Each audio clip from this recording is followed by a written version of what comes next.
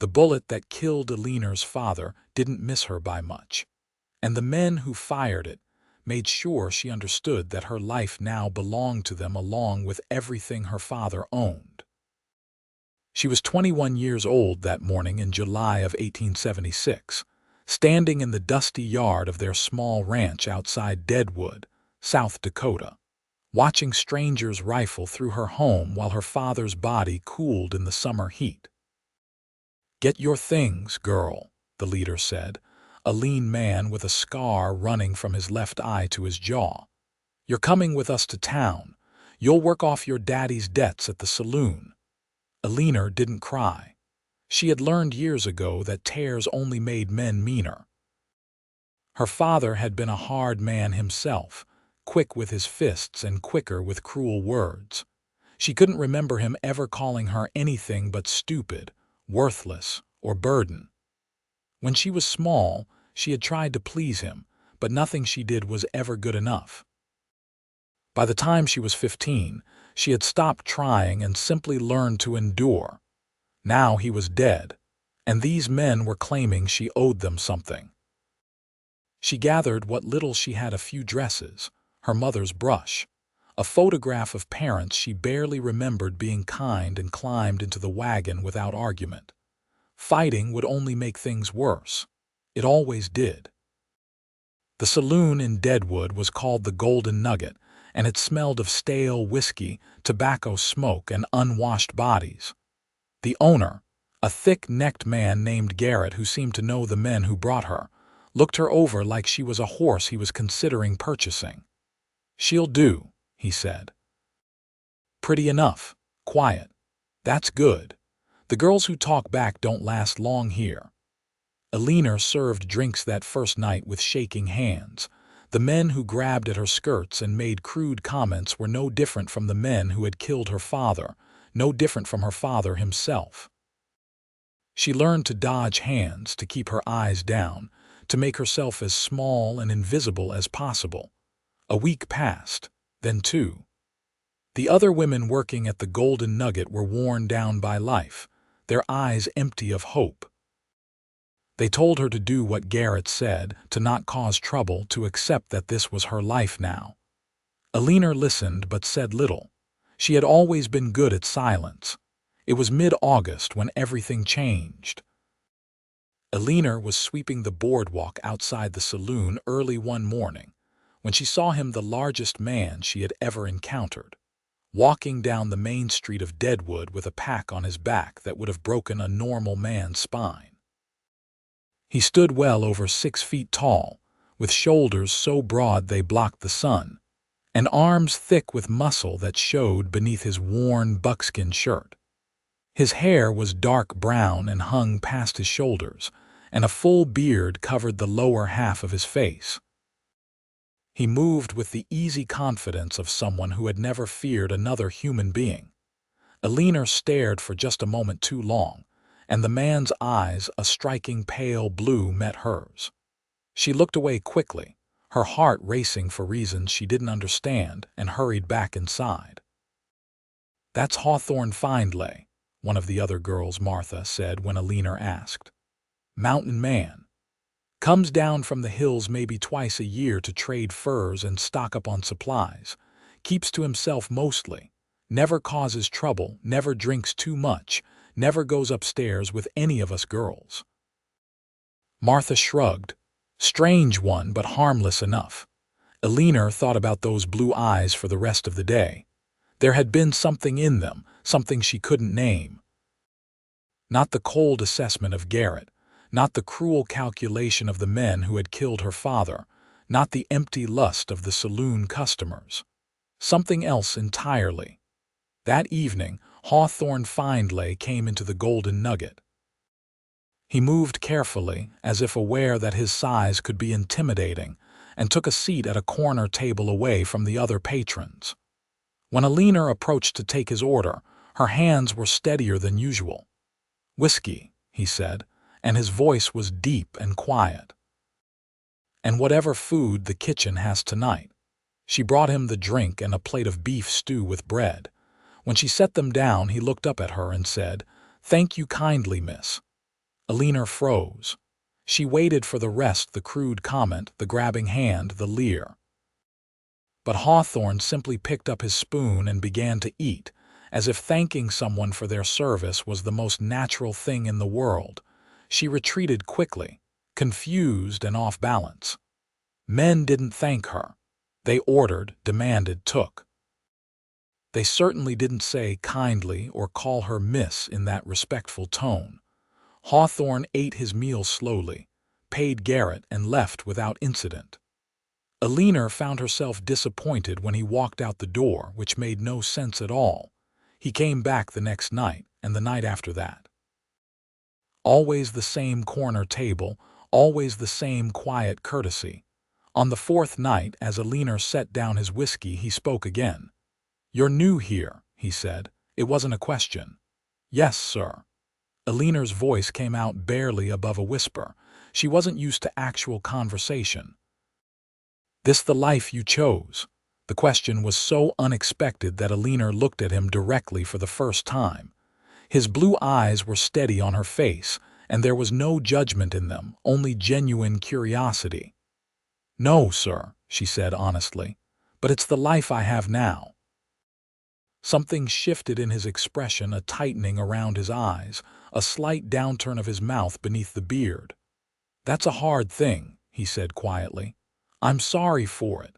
Eleanor didn't know what to say to that. Sorry.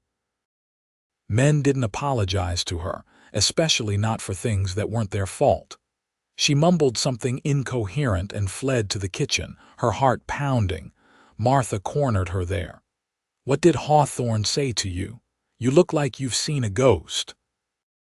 "He said he was sorry," Eleanor said, still trying to process it. "Sorry that I didn't choose this life." Martha's eyebrows rose. "Well, that's something.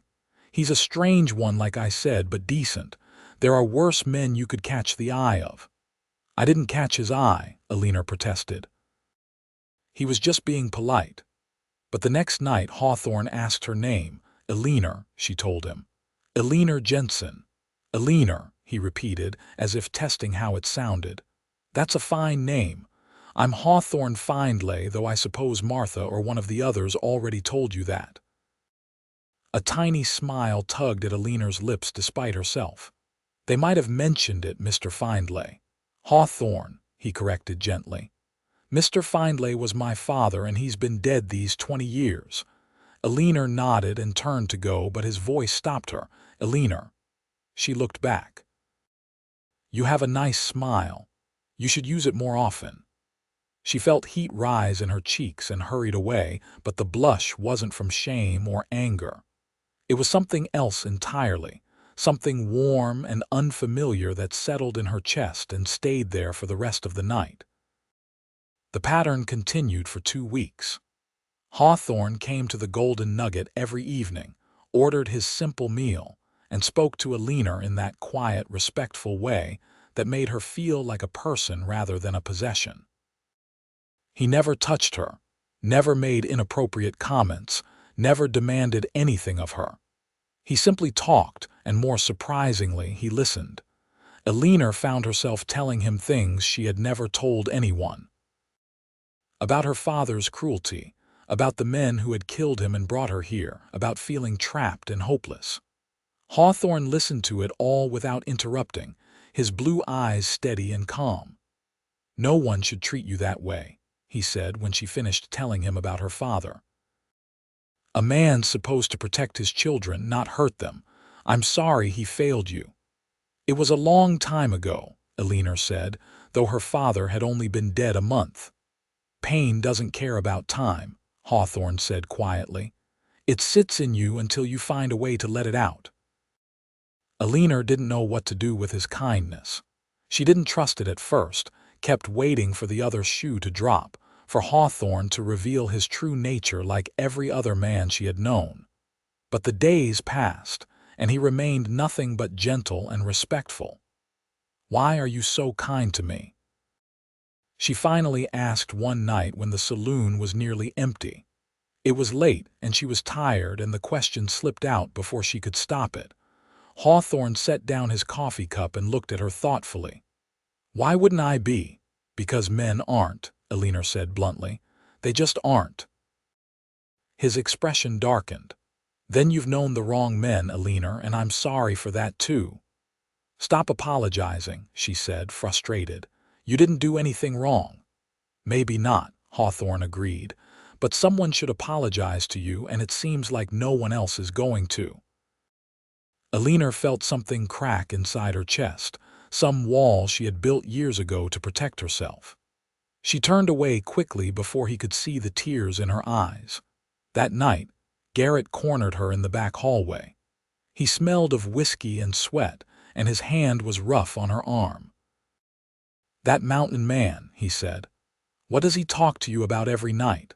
"Nothing, sir," Eleanor said, trying to pull away. "Just ordering food." "Don't lie to me, girl. I see you two talking. He's sweet on you." Eleanor shook her head quickly. "No, sir, he's just polite." Garrett's grip tightened painfully. "You better not be getting ideas. You're working off your father's debt, and you'll stay here until I say otherwise. You try to run, I'll find you. You understand?" "Yes, sir." He shoved her away, and she stumbled against the wall. "Get back to work." Eleanor's arm was bruised the next day, fingerprints clear in her pale skin. She tried to hide it with her sleeves, but Hawthorne noticed anyway. He went very still when he saw it, his jaw tightening beneath his beard. "Who did that to you?" His voice was quiet, but there was steel underneath. "It doesn't matter," Eleanor said quickly. "Please just leave it alone, Eleanor." He waited until she met his eyes.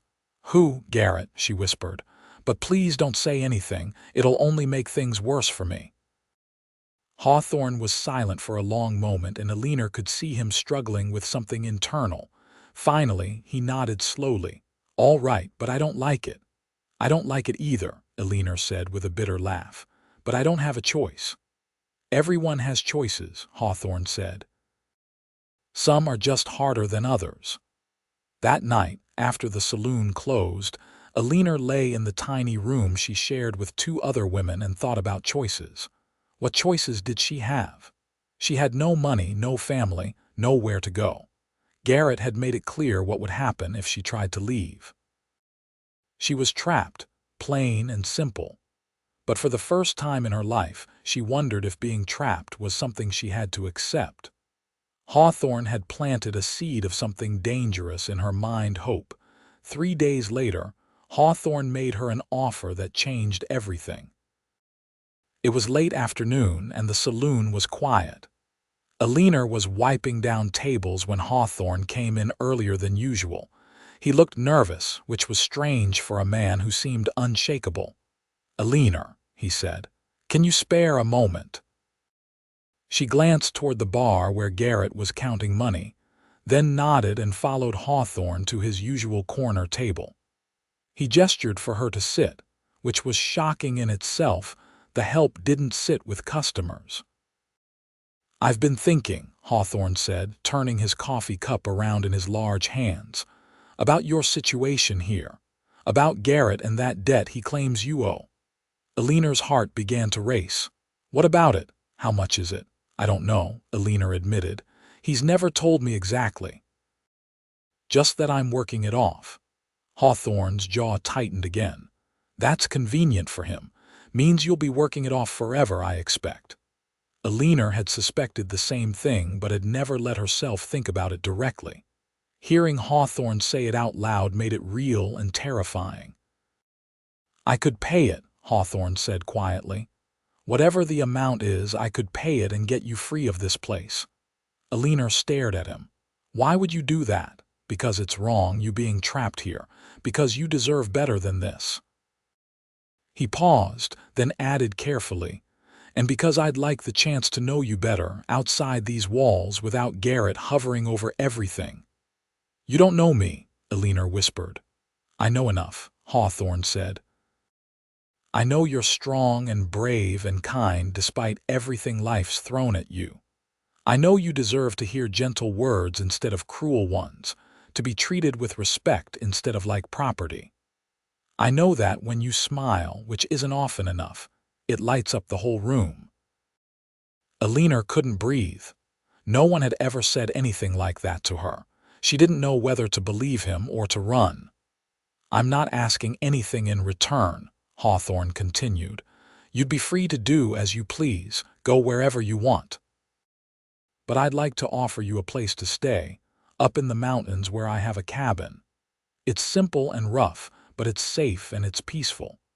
You could work for me if you wanted cooking, keeping house, that sort of thing, and I'd pay you fair wages. Or you could just rest and figure out what you want from life. No pressure, no expectations." "I don't understand," Eleanor said.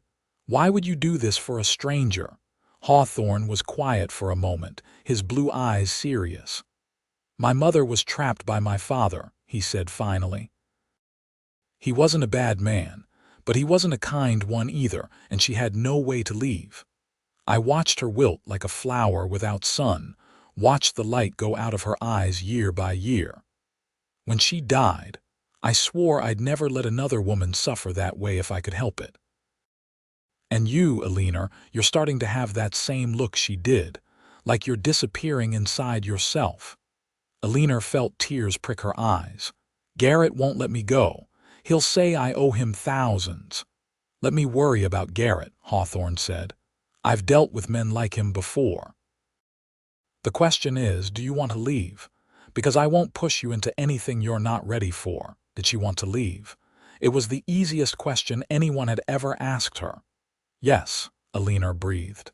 "Yes, I want to leave." Hawthorne's face softened into a smile, and Eleanor realized it was the first time she had seen him truly smile.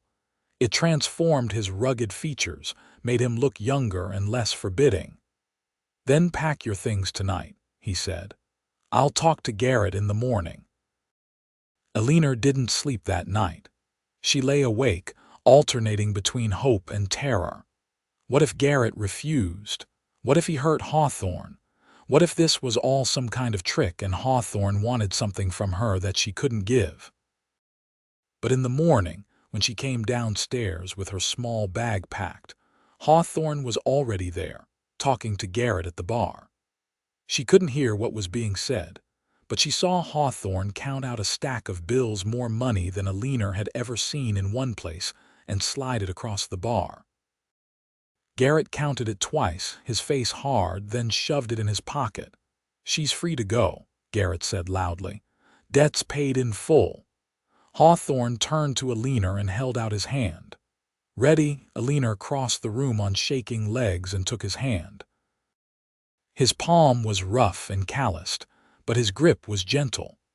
Together, they walked out of the Golden Nugget into the bright August morning. The mountain trail was steep and narrow, winding through pine forests that smelled of resin and earth. Hawthorne led a sturdy mule loaded with supplies, while Eleanor walked beside him, marveling at the silence. No shouting men, no clinking glasses, no smoke and stale whiskey smell. Just wind in the trees and birds singing and the sound of their footsteps on the path. They didn't talk much during the climb. Eleanor was too overwhelmed, and Hawthorne seemed content with silence.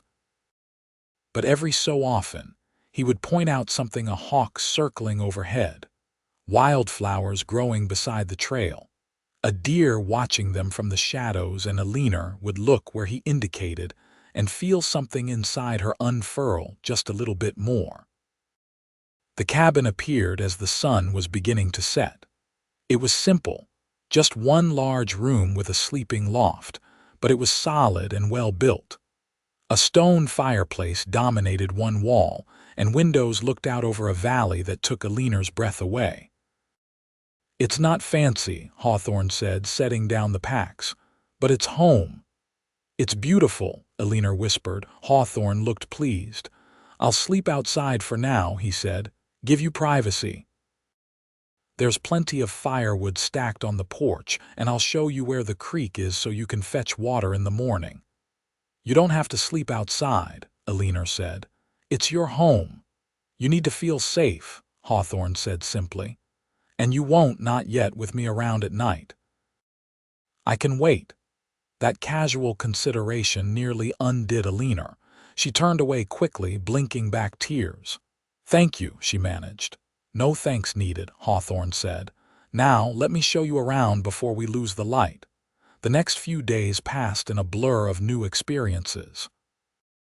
Hawthorne taught Eleanor where things were, how to work the pump he had built to bring water from the creek, how to tend the small garden plot where he grew vegetables. He was patient and kind, never raising his voice, never criticizing when she made mistakes. Eleanor watched him carefully, still waiting for the mask to slip, for his true nature to emerge. But Hawthorne remained exactly what he appeared to be, a gentle man who lived simply and treated her with respect. On the fourth day, Eleanor ventured to ask him about his life. "I grew up in Missouri," Hawthorne said. They were sitting outside the cabin, watching the sun set over the valley. "My father was a farmer, tried to make me one too, but I never took to it. Too much standing in one place, breaking your back over the same patch of dirt year after year. When I was 18, I headed west and never looked back. Do you miss your family? My father's dead, like I said, my mother too. I had 2 sisters, but they married and settled down in town somewhere. We lost touch years ago." He paused. "I miss the idea of family more than the reality of it, I suppose. What about you? Any siblings?" Eleanor shook her head. "Just me. My mother died when I was small. I barely remember her." "That's hard," Hawthorne said quietly. "Everyone deserves to have someone who cares for them." "Is that why you live alone up here?" Eleanor asked. "Because you don't have anyone." Hawthorne considered this. "Partly, but mostly because I like the mountains, like the peace of them, the honesty. An animal might kill you, but it won't lie to you first. Can't say the same for most people." Eleanor understood that sentiment all too well. As the days turned into weeks, Eleanor began to relax. The constant tension she had carried in her shoulders started to ease. She slept better, ate better, smiled more. Hawthorne noticed all of it, and the pleasure in his eyes when she laughed at something made Eleanor's heart do strange things in her chest. She found herself watching him when he worked chopping wood, checking his trap lines, tanning hides. His strength was obvious in every movement, muscles flexing beneath his shirt, but he was never rough or careless. He moved with surprising grace for such a large man, economical and precise, and he talked to her. Not the meaningless chatter of the saloon, but real conversation. He asked her opinions on things, listened to her answers like they mattered. He told her stories about the mountains, about animals he had encountered, about the changing seasons and the best places to find different plants and berries. "You're smart," he said one evening when Eleanor made an observation about the weather patterns. "Real smart. Who taught you to notice things like that?" "No one," Eleanor said, surprised. "I just pay attention." "That's a rare gift," Hawthorne said seriously. "Most people go through life half asleep, missing everything important." Eleanor didn't know what to say to that, so she said nothing. But she tucked his words away in her heart like treasures. It was early September when Eleanor finally asked the question that had been building inside her. "Why are you so kind to me?" she said. They were preparing dinner together, a companionable routine they had fallen into. "Really, I mean. Not the answer about your mother, though I believe that's part of it, but why me specifically?" Hawthorne was quiet for so long that Eleanor thought he might not answer. Then he set down the knife he was using to cut vegetables and turned to face her fully. "When I saw you that first morning in Deadwood," he said slowly, "you looked like a wild thing in a cage. Beautiful and broken and trying so hard to be invisible. And I recognized that look because I've seen it in trapped animals before, that desperate hopelessness, that certainty that nothing will ever get better." He paused.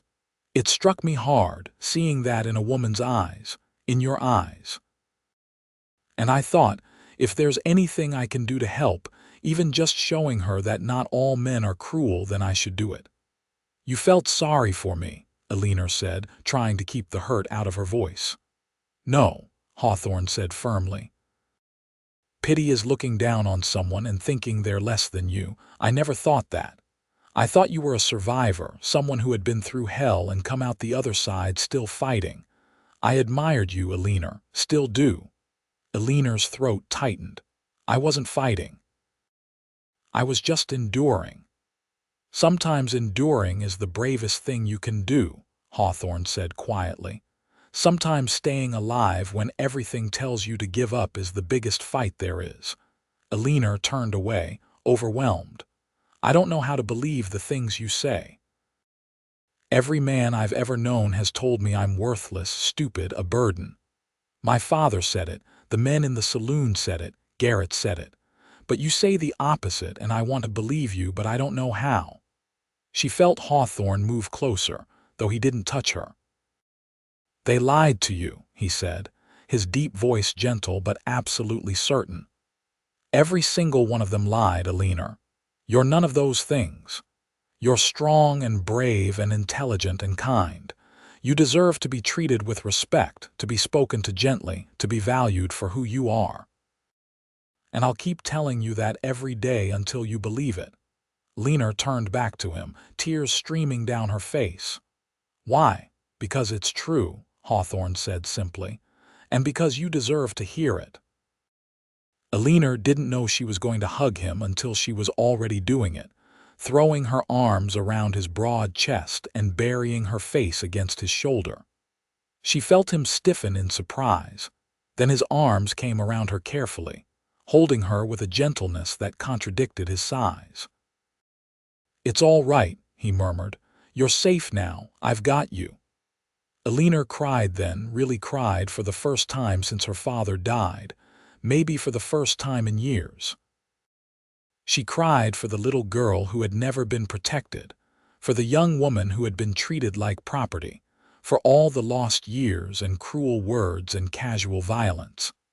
And Hawthorne held her through all of it, steady as a mountain, his hand rubbing slow circles on her back. When the tears finally subsided, Eleanor pulled back, embarrassed. I'm sorry. I got your shirt all wet. Shirt will dry, Hawthorne said, smiling slightly. You feel better, Eleanor nodded, surprised to realize it was true. Something had loosened inside her chest, something that had been wound tight for years. Good, Hawthorne said. Now, should we finish making dinner, or do you want to cry some more? Either's fine with me. Eleanor laughed, a genuine laugh that felt rusty from disuse. Dinner sounds good. After that night, something shifted between them. Eleanor felt lighter, more open. She caught herself humming while she worked, something she hadn't done since she was a child. She smiled more easily, laughed more often. And she began to realize that what she felt when she looked at Hawthorne wasn't just gratitude or admiration. It was something deeper, something that made her heart race when he smiled at her, that made her hyper-aware of his presence whenever he was near. Something that made her want to reach for his hand when they walked together, to lean against his shoulder when they sat by the fire in the evenings. She was falling in love with him, and the realization terrified her. Eleanor had never been in love before. Her father had beaten any romantic notions out of her early, and the months at the saloon had only reinforced the lesson that men were dangerous, that caring for them was a weakness that would be exploited. But Hawthorne wasn't like other men. He was kind and patient and gentle, and he looked at her like she was something precious. But did he feel the same way? Or was she just a responsibility to him, someone he had rescued out of a sense of duty? The question plagued Eleanor for days until finally, she gathered her courage and decided to find out. It was late September, and the aspens were turning gold in the valley below. Eleanor and Hawthorne were sitting outside the cabin, watching the sunset when she spoke. Hawthorne, she said, her heart pounding. Can I ask you something? Always, he said, turning those blue eyes to her.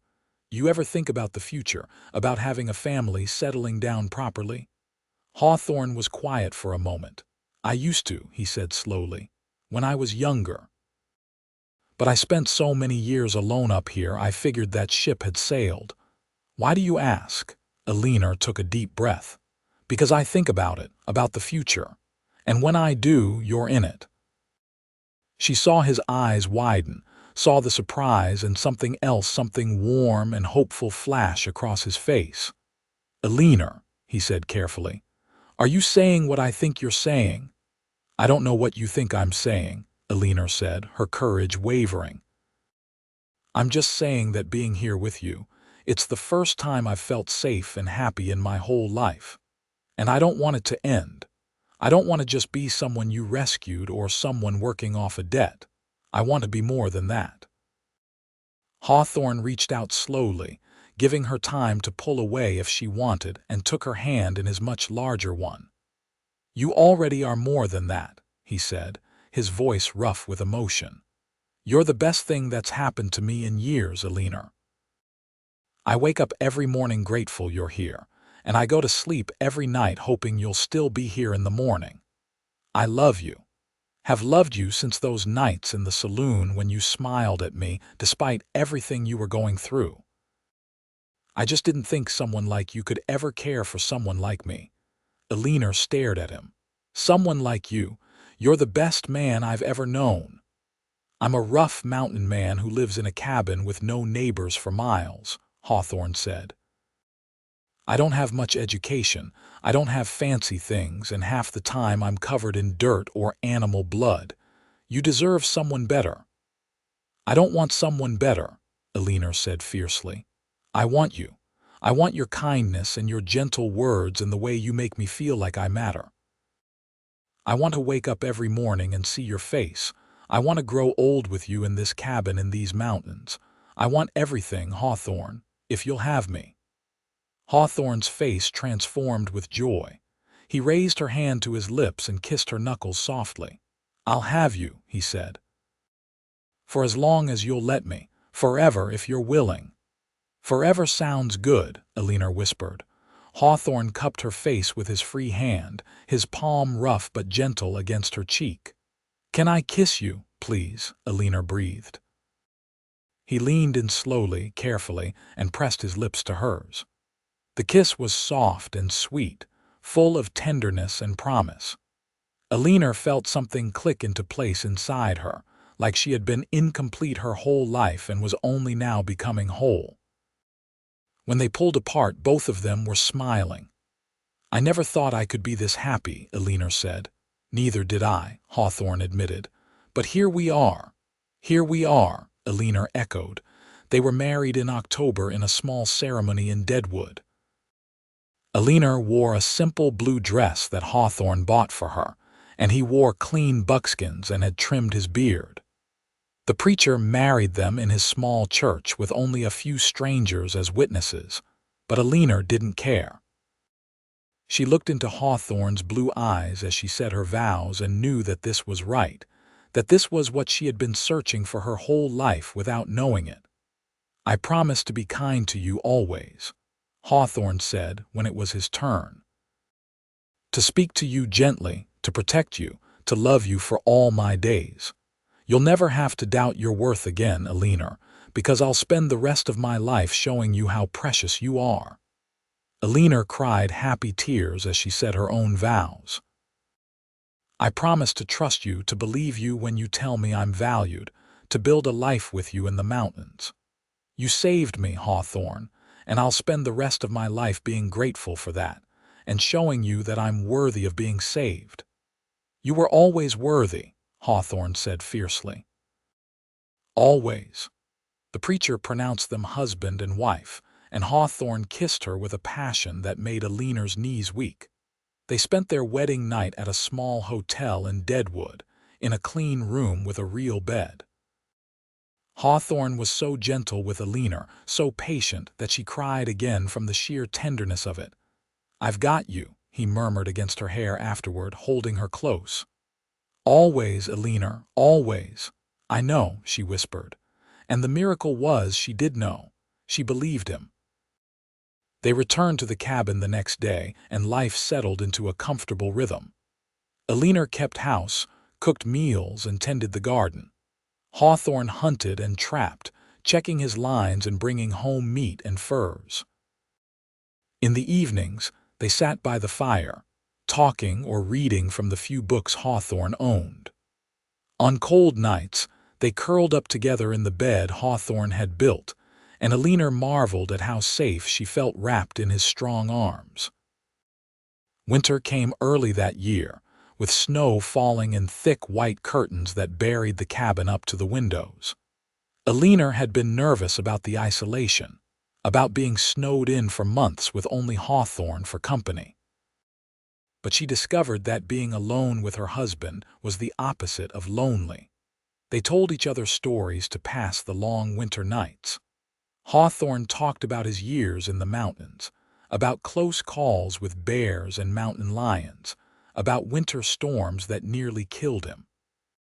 Eleanor talked about her childhood, about the few good memories she had of her mother, about learning to survive her father's anger. "I hate that you went through that," Hawthorne said one night, his arms tightening around her. "Hate that I couldn't protect you from it." "You protect me now," Eleanor said, pressing a kiss to his jaw. "That's what matters."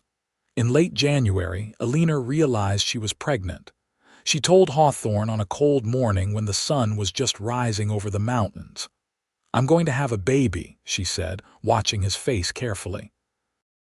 "Your baby."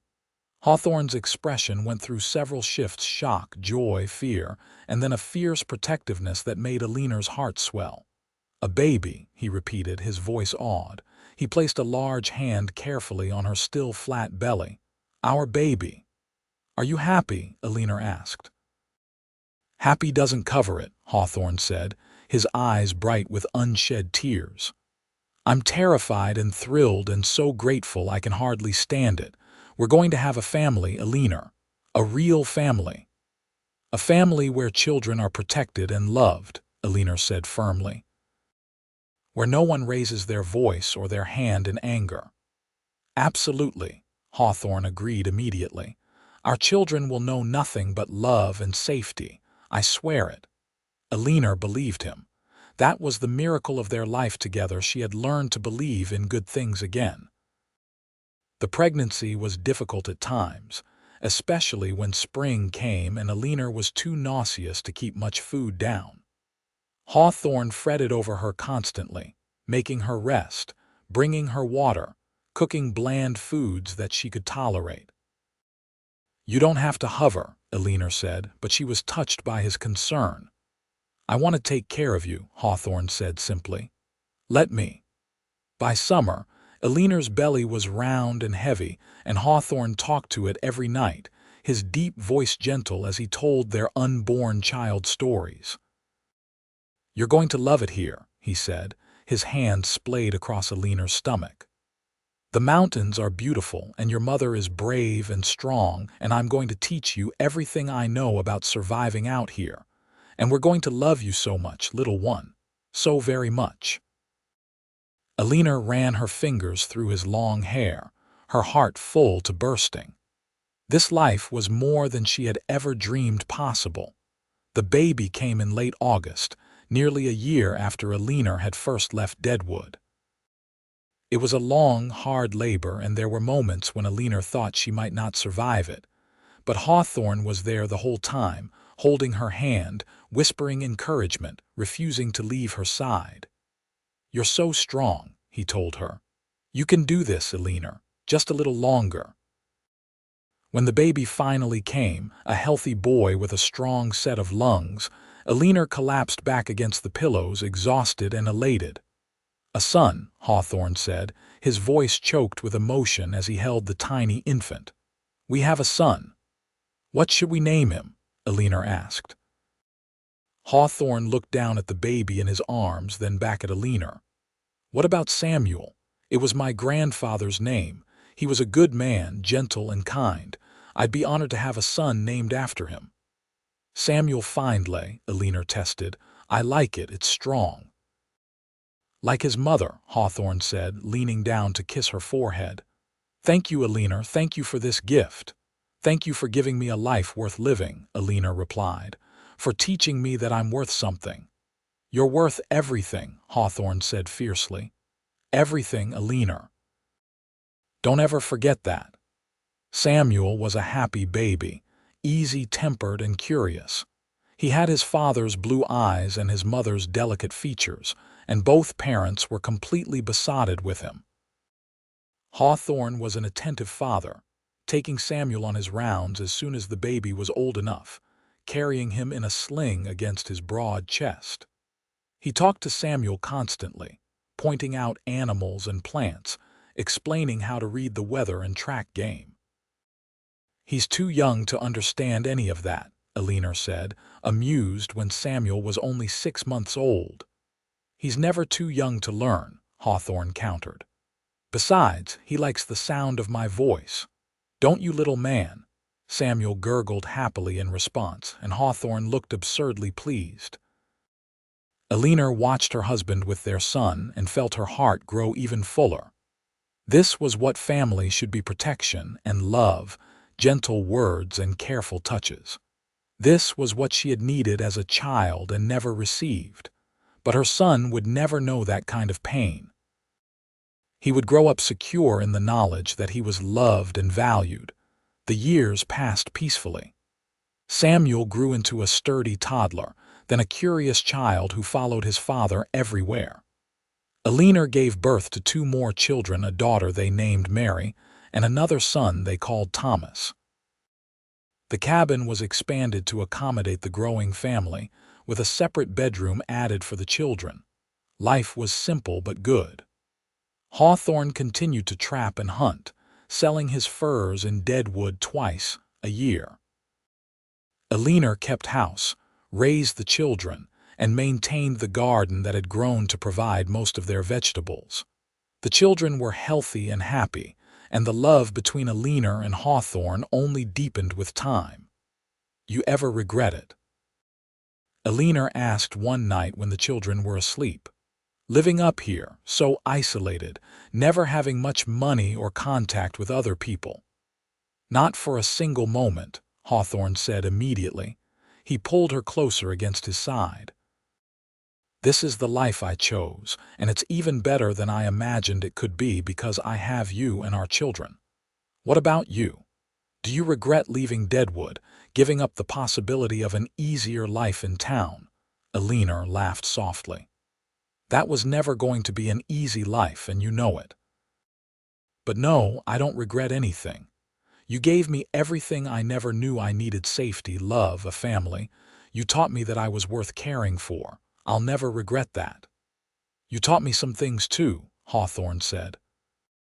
"Taught me that I didn't have to be alone, that someone could love me despite my rough edges. You made me happier than I knew was possible, Eleanor." "We made each other happy," Eleanor said. "That's how it should be." Hawthorne kissed the top of her head. "That's how it should be," he agreed.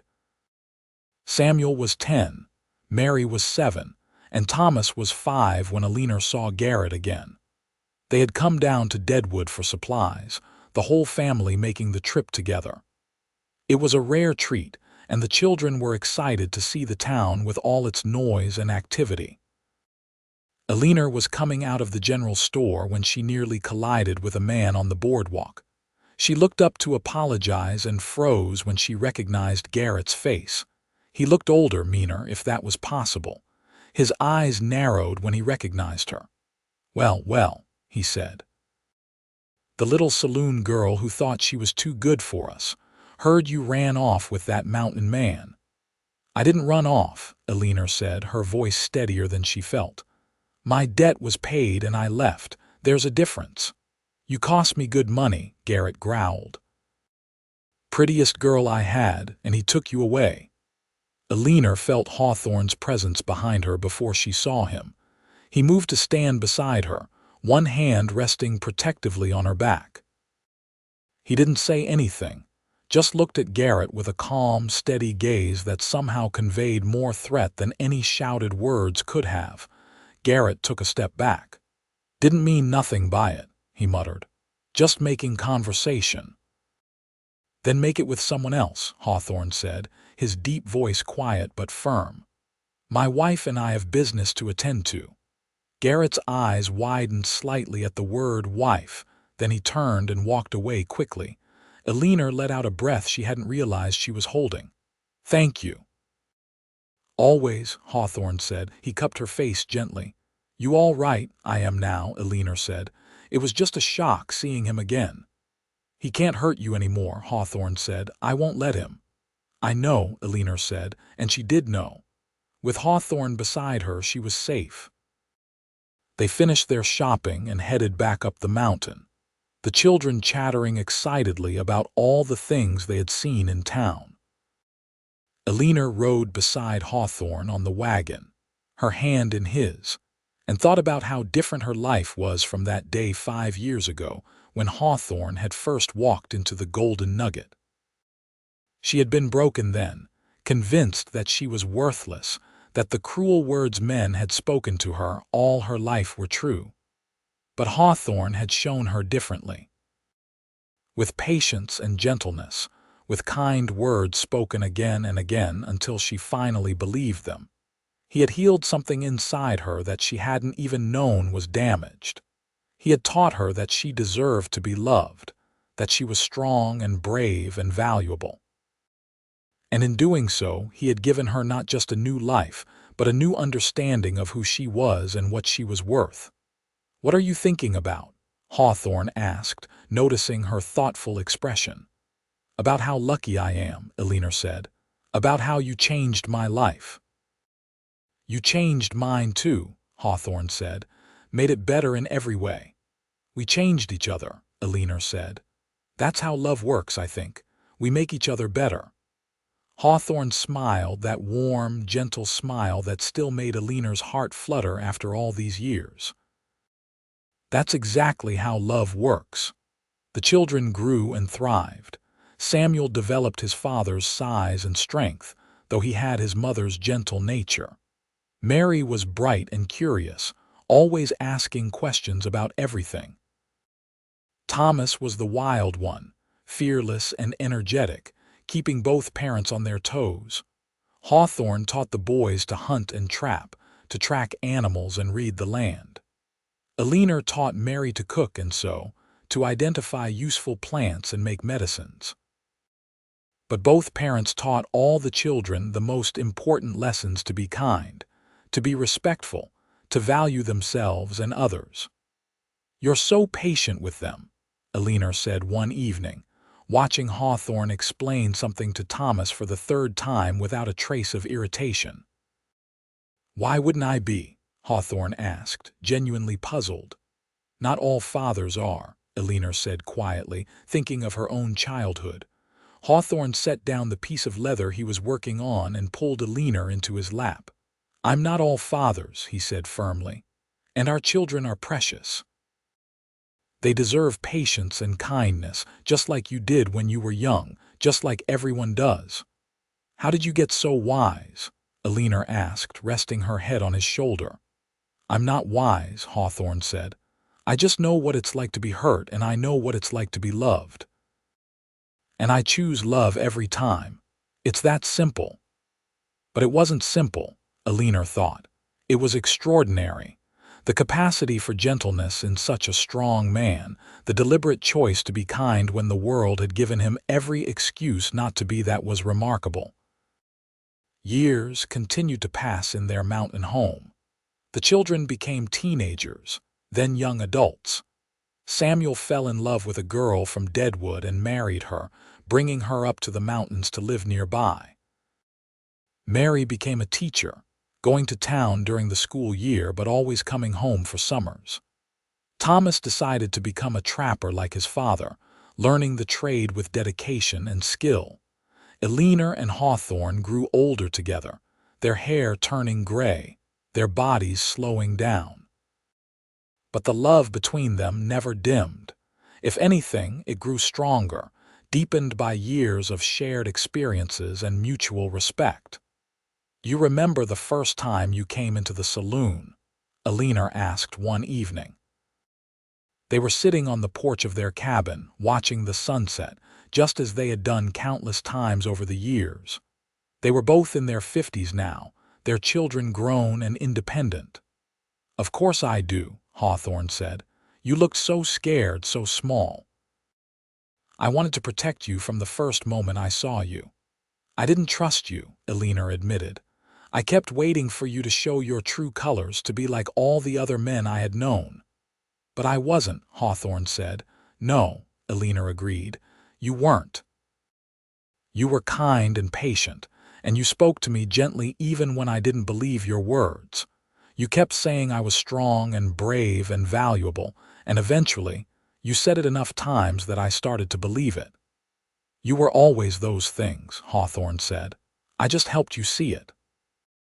Eleanor took his hand, their fingers intertwining comfortably. "You did more than that. You saved my life, Hawthorne, not just from Garrett and the saloon, but from myself, from the belief that I was worthless. You taught me that I deserved love and kindness. You gave me a family, a home, a life I never dreamed possible." Hawthorne raised her hand to his lips and kissed it softly, just as he had done on the night they declared their love. "And you gave me purpose," he said. "Gave me someone to care for, someone to build a life with. I was content before you, Eleanor, but I wasn't truly happy. You made me happy. You and our children and this life we built together. It's been more than I ever hoped for." "We made a good life," Eleanor said. "The best life," Hawthorne agreed. They sat in comfortable silence as the sun dipped below the horizon, painting the sky in shades of orange and pink and purple. After more than 30 years together, they didn't need to fill every moment with words. Sometimes, simply being together was enough.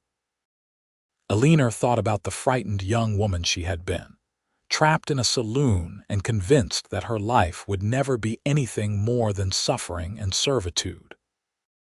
She thought about the mountain man who had walked in and shown her a different way, who had proven through countless small acts of kindness that not all men were cruel, that some could be gentle and loving and true.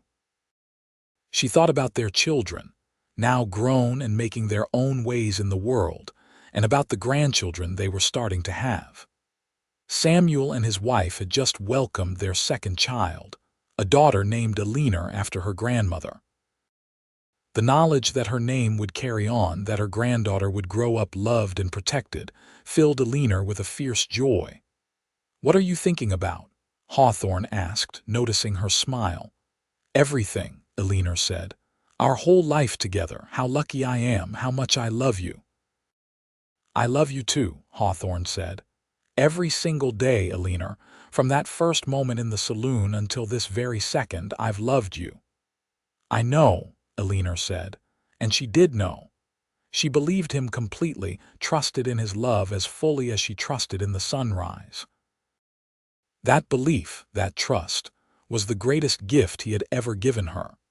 As the stars began to appear in the darkening sky, Eleanor leaned her head on Hawthorne's shoulder, his arm coming around her automatically.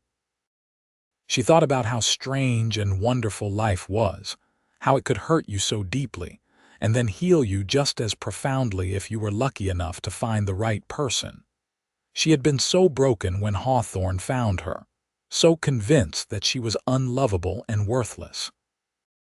But he had seen something in her that she couldn't see in herself. He had spoken gently to her, again and again, until those gentle words replaced the cruel ones she had heard all her life. He had shown her kindness until she learned to accept it, then to expect it, and finally to believe she deserved it. In doing so, he had given her back herself, had helped her become the woman she was always meant to be, strong and capable and loved. The winter when Eleanor was 57 was particularly harsh. The snow fell early and deep, and temperatures dropped lower than Hawthorne had seen in years. They were well prepared with plenty of firewood and supplies, but the cold was brutal. One night in late January, Hawthorne fell ill. It started as a cough, then developed into a fever that had Eleanor frantically trying every remedy she knew. For 3 days, she barely left his side. bathing his forehead with cool water, forcing him to drink healing teas, praying to any god who might be listening. On the fourth day, the fever broke, and Hawthorne opened his eyes clearly for the first time. "Eleanor," he said, his voice hoarse. "I'm here," she said, taking his hand. "Right here." "You look exhausted," he said, his brow furrowing with concern even in his weakened state. "I've been worried about you," Eleanor admitted. "You scared me." "I'm sorry," Hawthorne said. He tried to sit up, but Eleanor pressed him back down gently. "Rest," she ordered. "You're not fully recovered yet." Hawthorne obeyed, which told Eleanor how weak he still was. Her strong, invincible husband laid low by illness. It terrified her. "Don't look so scared," Hawthorne said softly. "I'm not going anywhere, not for a long time yet." "You better not," Eleanor said fiercely. "I'm not ready to lose you, and I'm not ready to leave you," Hawthorne said. He squeezed her hand. "We have more years ahead of us, Eleanor. I promise." It took 2 weeks for Hawthorne to fully recover, and Eleanor fussed over him the entire time. She made him rest, fed him nourishing soups, and refused to let him do anything strenuous. Hawthorne grumbled about being babied but secretly seemed to enjoy the attention. "You take good care of me," he said one afternoon when Eleanor brought him yet another bowl of soup. "Of course I do," Eleanor said. "You took care of me first. Remember. When I was broken and scared, you showed me kindness. Now it's my turn to take care of you." "We take care of each other," Hawthorne said. "That's how it's supposed to work." "That's how it does work," Eleanor corrected. "For us, at least." When spring came and Hawthorne was fully recovered, they made a trip down to Deadwood to visit Samuel and his growing family. It was good to see their son thriving, good to hold their grandchildren, and spoil them with the small gifts they had brought. "You and Mother look happy," Samuel said to his father during a quiet moment. "We are," Hawthorne said simply, "always have been." "You taught me what love should look like," Samuel said. "The way you are with Mother, the way you speak to her, the respect between you." "I try to be that way with my wife." Hawthorne clapped his son on the shoulder, pride evident in his eyes. "You're a good man, Samuel, a good husband and father. Your mother and I are proud of you." Later, as they prepared to return to the mountains, Samuel pulled his mother aside. "Thank you," he said. "For what?" Eleanor asked, surprised. "For showing me what a mother should be," Samuel said. "For loving us kids so fiercely, for always being gentle even when we frustrated you. I know you didn't have that when you were young, and I'm grateful you gave it to us anyway." Eleanor's eyes filled with tears. "You made it easy," she said. "You and your brother and sister, you were the greatest blessings of my life. I wanted to give you everything I never had." "You did," Samuel said, hugging her tightly. "You really did." As Eleanor and Hawthorne made the journey back up the mountain, Eleanor thought about her son's words. She had broken the cycle of cruelty that had defined her childhood, had given her children the love and protection she never received. And now her children were doing the same for their own families. That legacy of kindness replacing cruelty, of gentle words replacing harsh ones, was perhaps the greatest accomplishment of her life. The years continued to roll by, marked by the changing seasons and the steady rhythm of life in the mountains. Eleanor and Hawthorne grew older, their bodies wearing down, but their love remained constant. They celebrated their 30th wedding anniversary, surrounded by their children and grandchildren. Mary had married a merchant from Deadwood and had 3 children of her own. Thomas had found a woman who loved the mountains as much as he did, and they lived just a few miles from Hawthorne and Eleanor's cabin with their 2 sons. As Eleanor looked around at her family, at the children and grandchildren who filled the cabin with noise and laughter, she felt an overwhelming sense of gratitude. "Happy anniversary," Hawthorne said softly, pulling her aside for a moment of quiet amid the chaos.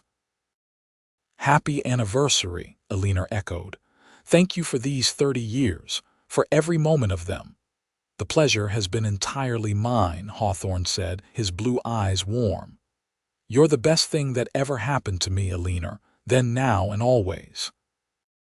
He kissed her softly, and Eleanor thought about how far they had come from that saloon in Deadwood. How a mountain man's gentle words had changed the course of her entire life, had taught her to believe in her own worth, had given her a love so deep and true that it had sustained her through 3 decades, and would sustain her through however many years they had left. "I love you," she whispered against his lips. "I love you too," Hawthorne replied, "more than words can say." As they returned to their family, Eleanor reflected on the journey that had brought her here. She had started life with nothing, no love, no hope, no belief in her own value. But Hawthorne had given her all of those things, not through grand gestures but through consistent, daily kindness. Through gentle words spoken until she believed them, through respect shown until she learned to respect herself, through love given freely until she learned to receive it. He had been her salvation, her teacher, her partner, and her love. He had shown her that not all men were cruel, that some could be gentle and kind and true. And in doing so, he had helped her become the woman she was always meant to be. Years later, when Eleanor was 68 and Hawthorne 72, they sat together on the porch of their cabin on a warm summer evening. Their bodies were old now, worn by decades of hard work and mountain living, but they were together, and that was all that mattered. "You have any regrets?" Eleanor asked, taking Hawthorne's gnarled hand in her own. "Not a single one," Hawthorne said without hesitation. "None," Eleanor said. "This life, our family, our love, it's been everything I never knew to dream of." "You deserved every bit of it," Hawthorne said. "You deserved to be loved and cherished and treated with kindness. I'm just glad I was the one who got to give you those things." "You saved me," Eleanor said. "In every way a person can be saved." "No," Hawthorne said gently. "You saved yourself. I just showed you that you were worth saving." Eleanor leaned her head on his shoulder, fitting perfectly against him as she had for more than 30 years. "We saved each other," she said. "That's the truth of it." "I suppose we did," Hawthorne agreed, kissing the top of her head. "I suppose we did." As the sun set over the mountains, painting the sky in brilliant colors, Eleanor thought about the frightened girl she had been and the confident woman she had become. She thought about the power of gentle words, of consistent kindness, of love given freely and completely. Most of all, she thought about the mountain man who had walked into a saloon and changed everything, who had spoken to her with respect when she had known only cruelty, who had shown her that she was worthy of love until she finally believed it. That belief had transformed her life. It had given her a family, a home, and a love that had sustained her through decades of joy and sorrow, triumph and struggle. It had taught her that the past didn't have to define the future, that healing was possible, that even the deepest wounds could be mended with time and care and love.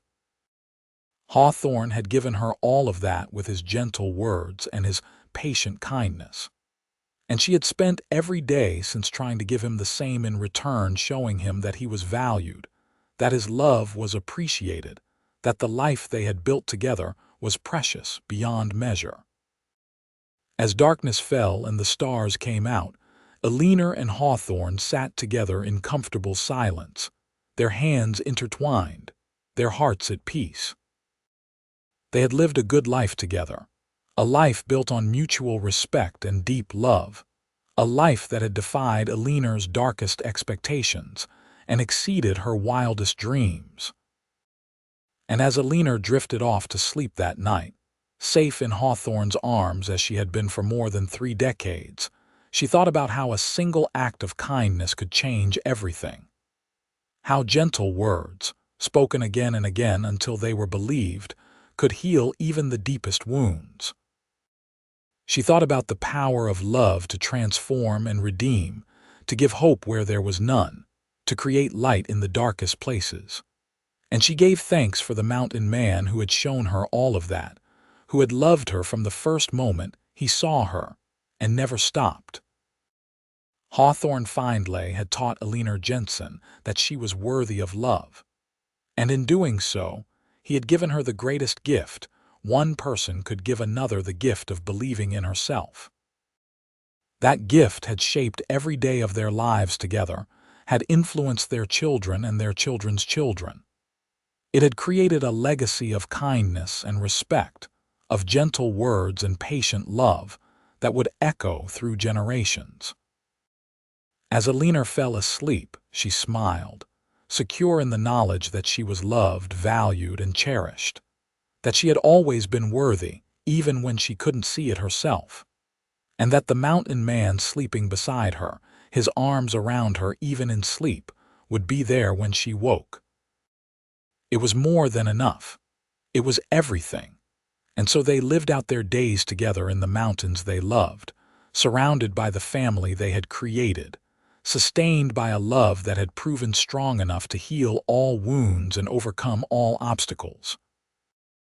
They grew old together with grace and gratitude, each day a gift, each moment precious. When Eleanor was 74, she passed away peacefully in her sleep, Hawthorne's hand in hers. She left behind 3 children, 9 grandchildren, and 4 great-grandchildren, all of whom had benefited from the love she and Hawthorne had shown them. Hawthorne mourned her deeply, but he didn't regret a single moment of their life together. They had had nearly 40 years of marriage, 40 years of love and partnership and mutual respect. 40 years of proving that gentle words and patient kindness could overcome even the deepest wounds. He lived 3 more years after Eleanor's passing, years spent surrounded by family, telling stories about the remarkable woman he had loved.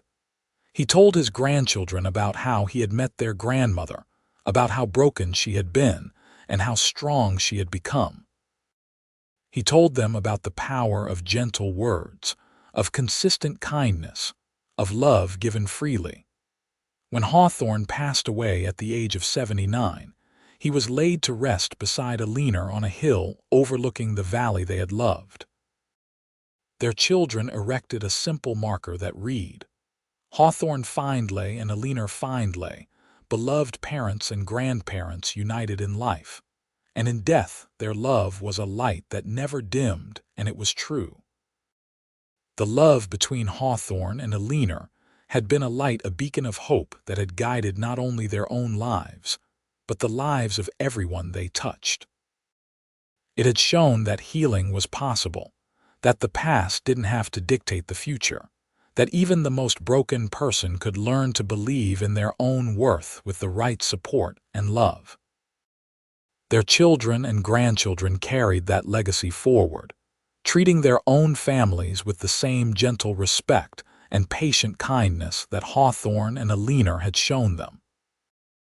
They spoke gently to those they loved, offered consistent support and affirmation, and created homes filled with safety and love. The story of how a mountain man walked into a saloon and changed a young woman's life with nothing but gentle words and patient kindness became a family legend, passed down through generations. It served as a reminder that one person's choice to be kind could have ripples that extended far beyond anything they could imagine. Eleanor had never heard kind words from a man before Hawthorne, but he had spoken gently to her until she believed them, and in doing so had given her a life beyond her wildest dreams. They had built something beautiful together in those mountains, a love that transcended circumstance, a family rooted in respect and affection, a legacy of kindness that would endure long after they were gone. It was a love story worthy of the Wild West, dramatic and cinematic, filled with transformation and redemption. But at its heart, it was something simpler and more profound. The story of two people who found each other when they needed each other most, and who built a life based on mutual respect, patient understanding, and deep, abiding love. It was the story of how gentle words, spoken consistently and sincerely, could change a life. How patience and kindness could heal wounds that seemed unhealable. How love, true and deep and lasting, could transform not just individuals but entire families, creating ripples of healing that extended across generations. And though Hawthorne and Eleanor were gone, their love lived on in the lives they had touched, in the family they had created, and in the legacy of kindness they had left behind. In mountain cabins and valley towns, their descendants lived lives marked by the same gentle respect and patient love that had defined Hawthorne and Eleanor's relationship. The mountain man and the saloon girl who had found each other in Deadwood, South Dakota in 1876, had created something that transcended their own lives. They had proven that love could heal, that kindness could transform, and that gentle words, spoken until they were believed, could change everything. Their story was one of hope and redemption, of darkness giving way to light, of brokenness becoming wholeness. It was a reminder that it's never too late for healing, that the right person at the right time can change the course of a life, and that love, real, patient, consistent love, has the power to overcome anything. As the years passed and the 20th century gave way to the 21st, the descendants of Hawthorne and Eleanor Findlay continued to tell their story. They told it to remind themselves of where they came from, of the strength and resilience of their ancestors, and of the power of choosing kindness over cruelty, gentleness over harshness, love over fear. And in telling that story, they kept alive the memory of a mountain man who chose to speak gently to a broken young woman, and of that woman who learned to believe in her own worth because someone finally showed her she was worthy of belief.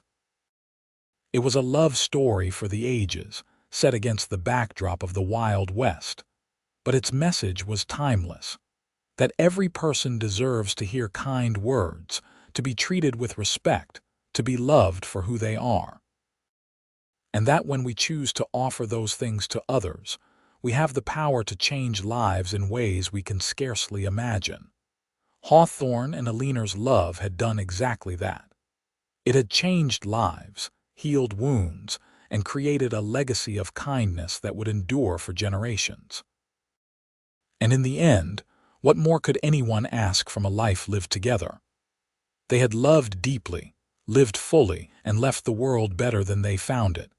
That was their happily ever after, not perfect or without challenges, but real and true and lasting.